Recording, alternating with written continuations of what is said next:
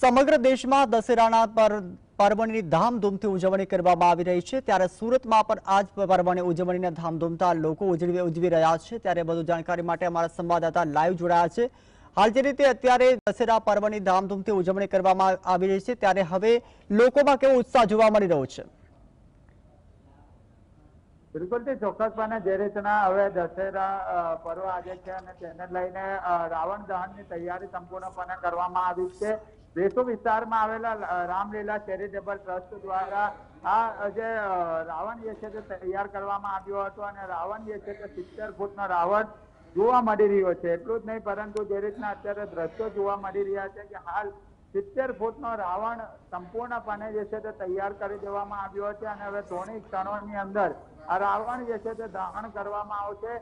સમગ્ર મુખ્ય મહેમાનની વાત કરવામાં આવે તો ગુજરાત પ્રદેશ પ્રમુખ સી.આર. પાટીલ, ગૃહ રાજ્યમંત્રી હર્ષ સંઘવી સહિતના તમામ મહાનુભાવો જે છે તે ઉપસ્થિત રહેના છે। આ રાવણ તૈયાર કરવા માટે મધુરાજી કારીગર જે છે તે સુરત ખાતે આવ્યા હતા। 15 જેટલા કારીગરો દ્વારા 40 દિવસની અંદર આ રાવણ જે છે તે તૈયાર કરવામાં આવ્યો છે અને એને જોવા માટે અત્યારે ગ્રાઉન્ડ પર જે છે તે મોટી સંખ્યામાં સુરતવાસીઓ જે છે તે ઉમટી પડ્યા છે।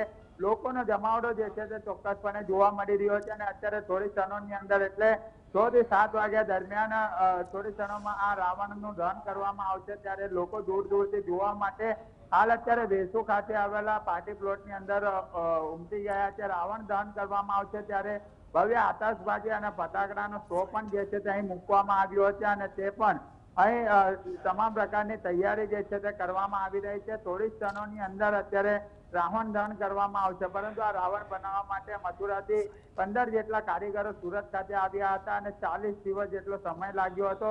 70 ફૂટ જેટલો રાવણ છે અને તેના પર અલગ અલગ પોસ્ટર પણ લગાવવામાં આવ્યા છે। No drugs in Surat city સહિતના અલગ અલગ જે પ્રવૃત્તિઓથી દૂર રહેવા માટેની અપીલ પણ જે છે તે કરવામાં આવી રહી છે। એટલે ચોક્કસપણે કહી શકાય કે અત્યારે તમામ મહાનુભાવો આવે અને ત્યારબાદ આ રાવણ જે છે તે દહન કરવામાં આવશે અને લોકો રાવણ દહનને લઈને અત્યારે મોટી સંખ્યામાં ઉમટી પડ્યા છે અને જ્યારે અહીં રાવણનું દહન કરવામાં આવશે અને આતશબાજી જ્યારે ફૂટવાની છે ત્યારે મોટી સંખ્યામાં લોકો જે છે તે અહીં ઉમટી પડ્યા છે અને અદ્ભુત માહોલ જે છે તે સુરતના વેસુ ખાતે જોવા મળી રહ્યો છે। જી આભાર સાહેબ સમગ્ર માહિતી આપવા બદલ।